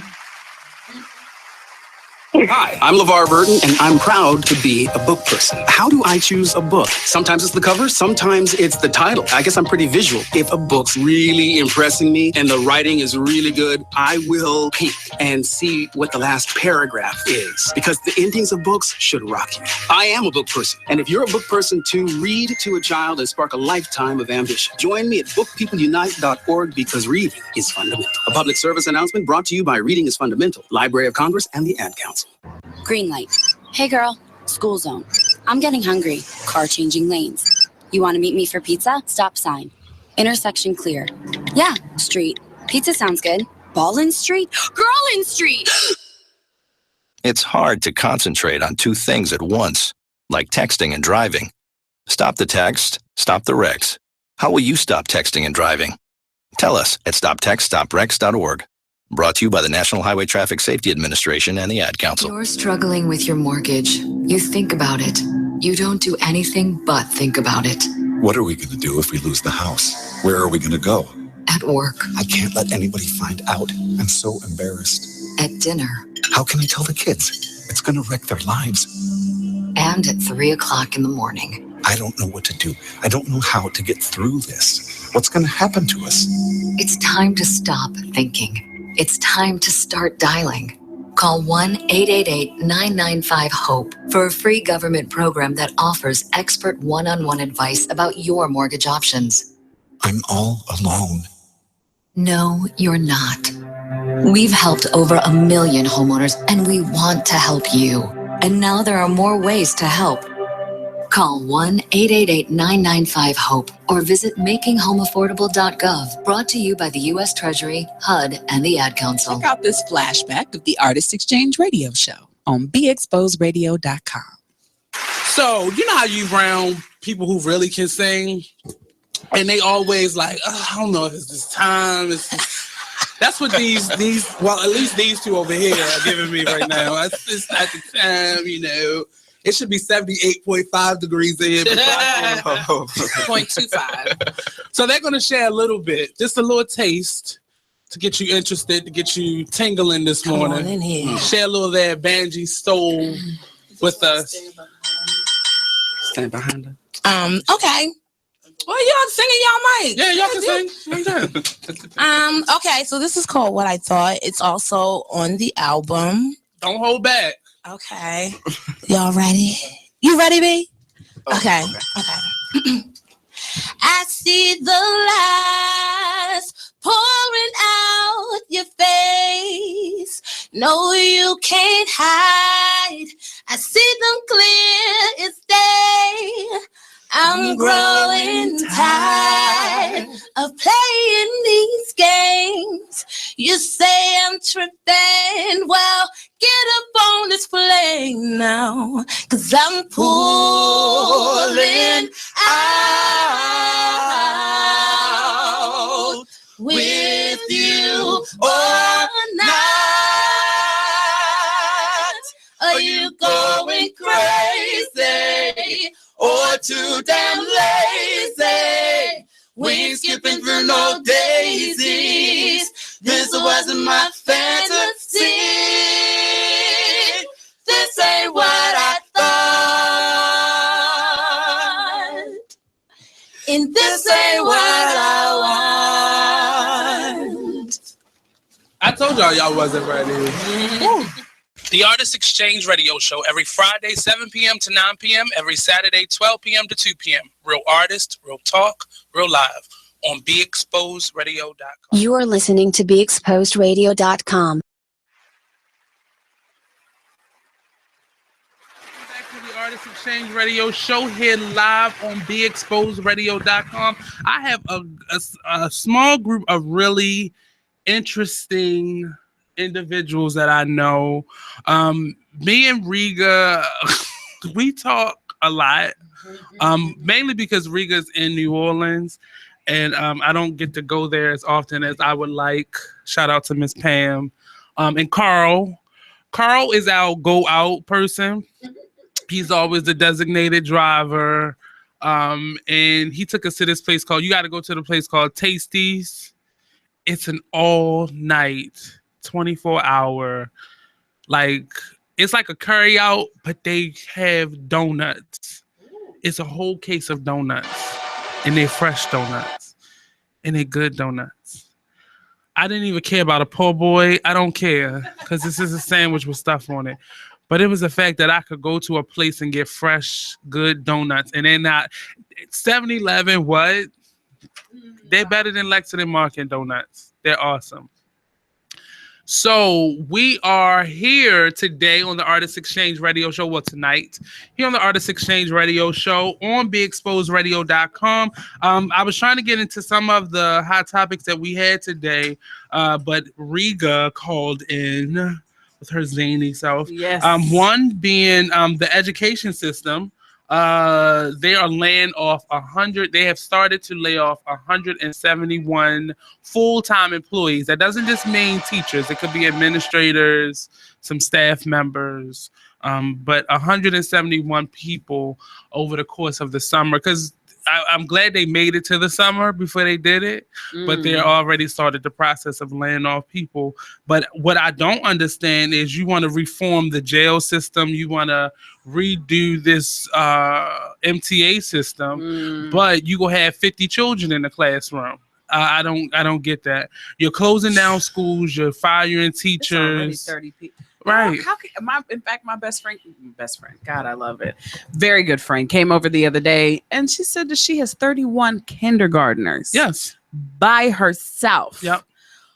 Because they fired she doesn't have an assistant. Her assistant got sick and couldn't come back, and they never got her another one. Yep. So that is what we're facing. They're combining schools. One of the schools I was going to work for this year, they had this influx. I went there for my interview, and when I say I sit there for about 2 hours because they had so many people register at the last minute because the school that they were going to closed down. So all these students were shifted throughout the school systems in that area, and it's stupid. It really is. It's very stupid. You worrying about police and reforming the police department, but you would not have these problems if you invested in neighborhoods. Yes. And in schools. In schools. You would not have these problems. In the schools. And there are some schools in Baltimore that are doing it right. And we need to take the programs that work and spread them across all of the schools. They're being funded. Right. And then there's the other side is that you can't, not everybody with dreads ain't for the cause, right? So just because you're in a classroom doesn't mean you're a great teacher. I'm sorry to tell some of you that, but that's the reality. Just because you're a community leader don't make you a leader. Right. Just because you whatever. So just because you got elected, just because you say you are a leader. There are some other steps to go along with it. So sometimes you can take a great program and give it to a mediocre teacher and it does nothing. But if you can take a bad program and give it to a great teacher, that teacher can use it to teach everybody.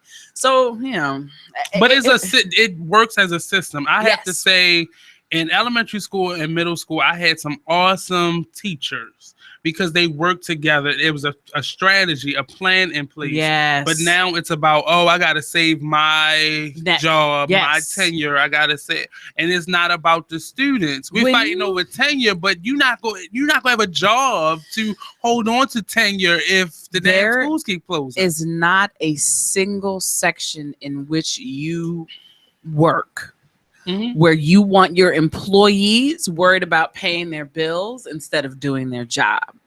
If you have firemen worried about paying their bills, if you have police officers worried about paying their bills, if you have teachers worried about paying their bills, they are not doing their jobs.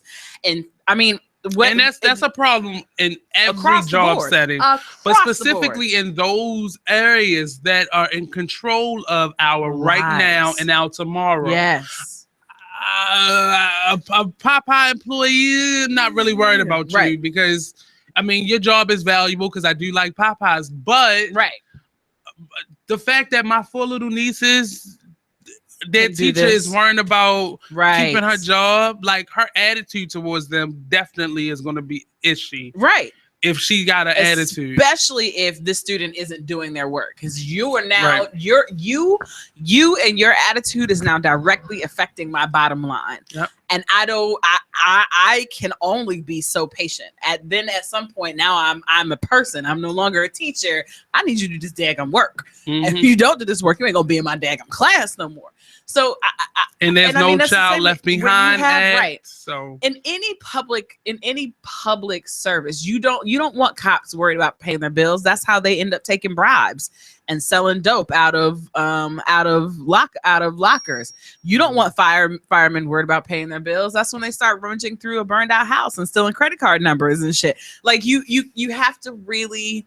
She read this somewhere. And then no, that actually came from the Orange is the New Black, because that's how real. Yes, but that's based on a real person. Yes, I know. And this is what I'm saying. You don't want the person at the front desk worried about paying their bills, because when someone comes to the desk and says, "Hey, I want to take this off my card. I'm going to pay cash. Here's $600." That's $600 going in their pocket. They're going to charge that credit card and keep it moving. And the person whose credit card got charged probably won't notice it till the statement comes in at the end of the month, because people don't pay attention. Mm-hmm. Yes, it's so like in every level, in every aspect, in every way, you do not want people worried about paying their bills, because when they are worried about paying their bills, what their mind is working out is how to pay their bills, not how to do their job better, but how to pay their bills. And if it means I got to burn this place down to the ground, and that's what the hell I got to do. And that's a problem I see in every environment. Like, when people don't care, the quality of their work definitely shows. And I'm a real passionate person when it comes to doing what I do. And I'm always willing to help people. But I have a zero tolerance at this moment in my life for laziness. And laziness comes from not feeling like you're valued. Yes. But that's a personal problem. It is. Why stay somewhere that you don't feel valued? Some people, when that's I understand, because that's life. what their parents that's what their parents did. They grew up with their mother hating their job for 30 years. I guess that's anymore. what this is. I couldn't do it. I'm telling you, I couldn't do it anymore. It's a mentality. You got to get free, man. And then one of the things that I find the most, I don't want to say plaguing or burdensome, but one of the things I find the most intriguing is certain groups of people's ability to say, "Yo, this is what I want to do. Now, how can I make people pay me for it? This is how I'm gonna do that." And then they just go with it. They just make up jobs. They just create something out of the air. And we are stuck trying to figure out how to make sure we can stay at this job that I don't like. Because we were sharecroppers, and then we were janitors, and then we were factory workers. Like, at what point do we become the entrepreneurs? And we've always been. That's the other side. There's a quote that I have, and I'm gonna find it. It says, if you never jump out, basically, if you never get the balls to just jump out there and be adventurous, you'll always work for people who are. Yes. And it's the craziest thing for me. I remember being 16, 17, a manager at Popeyes. And that was the most stressful environment because it's already fast food. It's fast paced. We had gotten robbed a couple times. It just was crazy. And I decided one day, like, I'm not doing this more. Actually, I was kicked out. But coming down the line, I kept trying to take jobs like that in between deciding whether or not I'm going to be a full-time artist or not. And I remember the last job that I had like that, I walked out. Literally, this job was 24 hours. And I got there. I went in the back. I clocked in. And walked right out.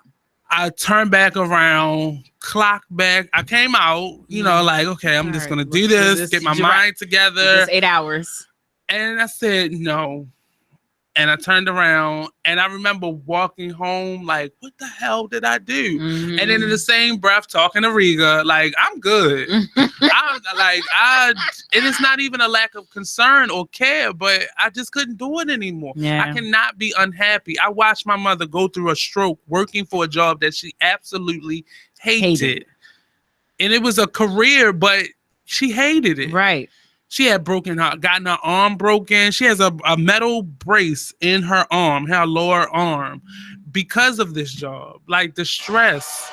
I would watch her come home day in, day out and just talk about it. And I'm like, I don't want to hear that because it's making me depressed. Right. And it just made me want to do what I want. And I may suffer and struggle, but I'm happy at the end of every single day. I got bills piling up. It doesn't matter because I'm happy doing what I'm doing. And I'm going to figure that out soon. But in the meantime, I'm choosing to be happy despite all of that. Some people have to realize that they have an addiction to $1. Once you are no longer addicted to $1, you don't have to have it. it opens up so much freedom in your life because you just, okay, well, that's cool. I'm good. I don't need But that you of have that. to have a balance because you have to eat. Yeah. You have to have shelter. But there's no. But you can't. We live in a You world. can't live off of that moment, and it's just a survival instinct in all of us. I have to survive, but you don't have to survive that way. You can actually invest in yourself and your family. My uncle Larry, before he passed away, I just remember him seeing all that I was doing creatively and remembering that little quiet boy. And he was like, man, he said, if this family would just turn around and just invest their money in you, we all would be comfortable soon. Wow. And I thought that had went through my head, but I shrugged because I know how hard that would be to collectively get people to understand. Everyone I just to be started on getting board people with. to like stuff on my page and my family. And it's something that we have to, and before you can think about any stranger, you really got to think about your family and the people that's in your circle. I've been doing this for a year and my mother still has yet to listen. Not only has she not listened, but she calls me every Friday at around 7:15. Like, I'm on air. Why didn't you answer? Because I'm on air. I'm on air every Friday night, Mom. That's every and Friday. you have to take some ownership in that because there's some things that we do. And I used to be a person that I always followed through, but I never was in my lane. I was following through in someone else's lane. And that is what people see in us. And that's why people don't take you seriously. And I've been coming across a lot of people who I consider cutthroat. And I'm just going to throw it out there like that. And I can't be that person. I can't be in your face and forcing you to do something that you don't want to do. You either love it or you don't. And a lot of people are like, well, that's a weak entrepreneurial mindset. It's weak, but it works for me because I have a conscience and I can go to sleep at night and not worry about I just ripped somebody off or I forced you to spend your money in a way that you're not. Because if you don't like my art, if you don't like my work, hey, right. It's a billion other online radio stations in this world. You don't have to tune into this one. And I don't ever force people. And I'm not arrogant enough to be like, well, you will listen to this or anyway, right? Right. So, that's the attitude that I have. I want you to listen, and I would really like for you to listen to some of this conversation because I do it because these are things that are going through my mind. And I know if it's going through mine, it's got to be. Right. It's other people that feel the same way. So that's the purpose of this platform. It's just to share and exchange feelings. And speaking of exchanging of feelings, tomorrow's topic is the art of engagement. We'll have Miss Coffee joining us. She's a very interesting character that I met at the Actors Playground. She came this past Tuesday and I met her. We got to talking about PR and marketing, and she's done a lot of work with different artists in the community. So she's going to come out. And also Miss Kimberly from UB. She's kind of like the artistic director at UB. We just met her doing the short play for Emerging Voices with LaTanya Valencia and Possible Love. She was the artistic director of that, and we met her and I've seen her and met her a couple times when I've done shows there before, but we actually talked this time. And I think age does a lot of that for me because I actually sit and listen, and I'm more engaging with people, and you learn a lot. Amen. But we're going to take another quick break. We actually have one more break to go, and we'll be right back here on the Artist Exchange Radio Show on BeExposedRadio.com. Don't go anywhere. Stay there. Don't go anywhere. Stay there. Don't go anywhere. I just wanted to mess with Ronnie. We'll be right back. Are you thinking about getting your GED diploma? Well, here at the GED Pep Talk Center, we've got a number of pep talks that can motivate you. Sometimes things don't always turn out the way you want them to. You know that feeling? People look at you and don't believe in you. You want some gentle encouragement. Then you're on your way to your GED diploma and a better life. But I know they're probably just a little bit nervous. You can find it in yourself to take that first step. You can improve your future. You can do this. I know you can. You need to start pushing yourself. Now get your game face on and take the first step towards a better life. Hurry up. Don't make me repeat myself. Whatever level of motivation you need to get your GED diploma, we've got a pep talk that's right for you. Call 1-877-38-YOUR-GED or visit yourged.org for your pep talk and find free GED classes in your area. GED is a registered trademark of the American Council on Education. Brought to you by Dollar General Literacy Foundation and the Ad Council. When you were a little kid and you thought about what you wanted to be, teaching was at the top of your list. But things changed. And as you got older, teaching didn't seem like the best option anymore. So you're thinking you'll be something else. But what would your 12-year-old self say? Now you want to be a doctor. You don't think teachers save lives? 25 at a time.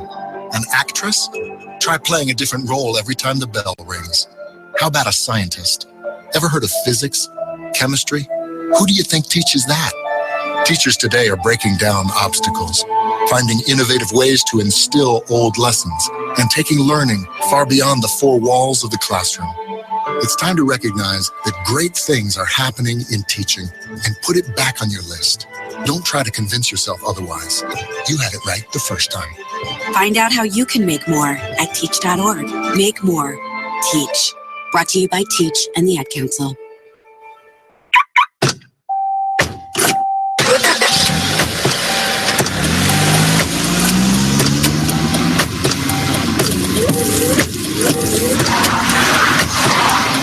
Driving has a rhythm all its own.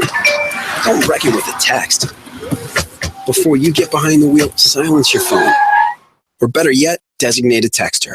For more text-free driving tips, visit stoptextstoprex.org. Brought to you by the Ad Council and the National Highway Traffic Safety Administration. This message is for all of you sitting in the passenger seat. And apologies if it gets a little uncomfortable, but how does it feel to be at the mercy of someone who thinks a random text is more important than your life? Someone who takes their eyes off the road while speeding along in a 3-ton hunk of steel. Freaky, right? Well, why not just ask them to stop? Or better yet, volunteer to text for them. It might be a little awkward, but believe me, you'll live. Learn more at stoptextstoprex.org. Brought to you by the Ad Council and the National Highway. You are listening to BeExposedRadio.com.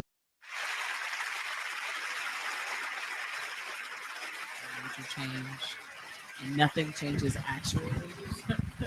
Welcome back to the Artist Exchange Radio Show on BeExposedRadio.com.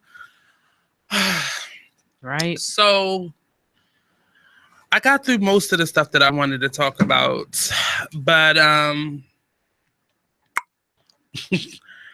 so there was a press conference yesterday being held, and Mr. Hassan was announcing that they are going through with filing charges against the election board, and they're going to go through for a recount of the election because it has already been reconfirmed. So they're not going to go back and recount. And because so many things have been wrong, to do a recount would be obscene. Okay. So they want a total rehaul of it so they can do a whole new election in, I believe, September, where it used to be. Right. And I know a lot of people were angry at this happening, but I am kind of happy that Sheila Dixon did not do it because I felt like people were pushing her, of all people, to do it because she would have been the scapegoat had it not worked out. And she would have just been like a bratty politician complaining. And I'm glad that she didn't go through with it. And I'm glad Hassan and his team of people going through with it. They actually have a GoFundMe. I shared it to the Artist Exchange group page. So they have, I think, a goal of $10,000. These lawyers say, you gonna pay us. This is not a pro bono case. No, it is not. The city, somebody's gonna pay us if you want to recount. So they are going through with it, and go to that GoFundMe. And it is an interesting thing that we are going through in the city. Going to the side, we touched on the education system a little bit, but again, Jamal Bryant and Mr. Boom reunited under some, I guess, good circumstances. I hope that, one, I know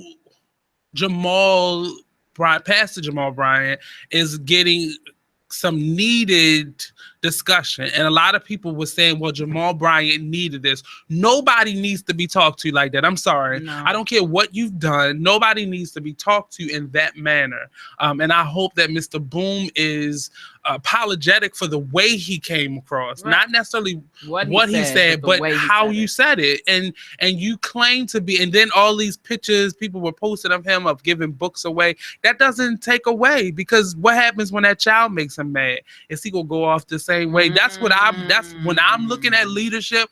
If I had children and I'm looking at the person in charge of my children on a daily, that's the type of stuff that I look at. Right. You know, you have control, you have anger management problems, and you don't know how to effectively communicate yourself with people. And I personally know how that is, because I work off of passion, and I could be impulsive with my attitude, and that is not a good thing. That's why I do not partake in any substances that may alter myself, because I know I'll be impulsive with it, and I'll just go off on a handle. And I'm glad that they got together, but the one thing that both parties were complaining about, you then go on the internet and display this. So for look me, how good of friends we are. Yeah. So I mean, is it real? You know, he gave him a scarf, so that means it's official. So I'm not a pessimist, but I'm just a person that this was good timing, great timing, guys. But I'm glad that they were able to sit down. Frenemy beef and then sudden makeup. Right. So I just wonder, in my mind, I wanted to post it, but I said, no, I'm not going to add to the negativity. But I just wonder what they're going to do with the money that they make going viral. Like, what are you going to do with it? I'm just curious, just saying, because somebody gets paid from that, especially on YouTube. You get paid for that. So I just want to know. And not so tragic news, but Tamar was released from the, I actually liked the show. The Real.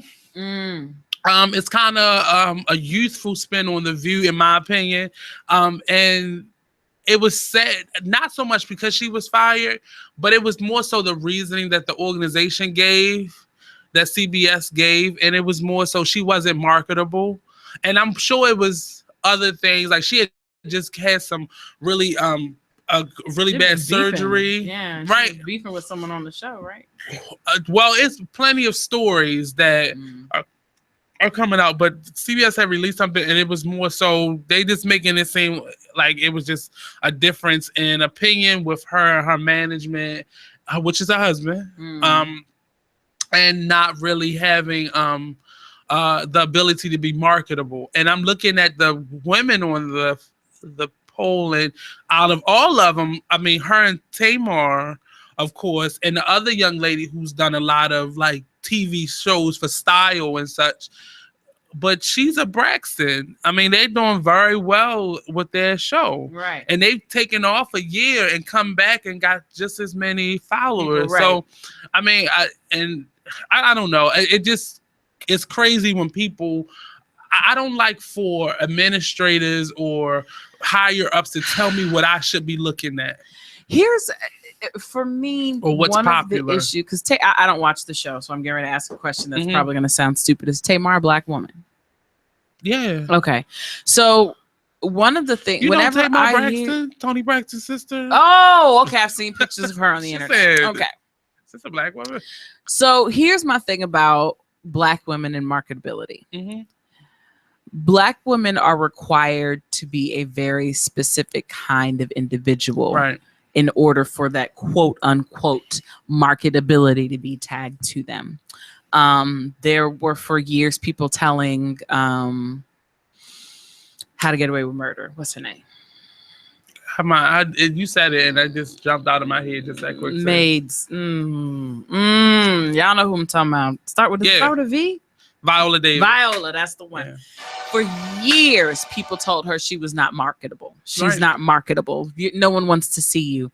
But in these last 5 years, people go out of their way to see her. They set the lighting for that whole show based on her complexion. Right. Yes, Viola Davis. You better set some lighting for me only. So when I hear someone say, "Oh, well, she's just not marketable," I hear, "Oh, she's a bit too boisterous." I hear, "Oh, she's a little too dark skinned. Oh, she's a little too natural. She's a little too assertive. We don't want to promote that kind of attitude in Black women. And we want you to be docile." Actually 3 Black women. Well, I'm not going to say Tamara, the twins. Tia and Tamara. I'm not gonna say she's not Black, but she identifies as a Black woman, but she's mixed. She's very docile though. Right, and then there's the other young lady that's kind of the head of the table almost, and she's very much so a Black woman in every essence of the word. And my fear is in a situation like that, they're going to replace her with a white woman. Right. Because that's the only population that's not being catered to in that field. And that's what they're going to do. And because they have a Latina, they have a Asian, they have a Black woman, they have a biracial woman. So let's just go with a white girl. Right. And Tamar, this probably seemed like the one that she's dispensable. And that and it always bothers me when you, and she probably wasn't willing to budge. I'm not, and I guess it's just because I kind of fall in that strange gray area. Being an actor allows me to be a chameleon. I can take on just about any personality at any time, especially if it's beneficial to me. So I can be the angry Black woman with an attitude, telling everybody what to do and where to go and how to sit and whatever. And I can also be very suburban and, "Oh, absolutely, I'll be glad to get you some lemonade. Is there anything else you'd like?" So I can do that. But I prefer the part of me that's assertive. That's like, "No, none of that can happen. I mean, I'd be glad to let you sit here, but you can't talk to me. We're not talking. That's not happening."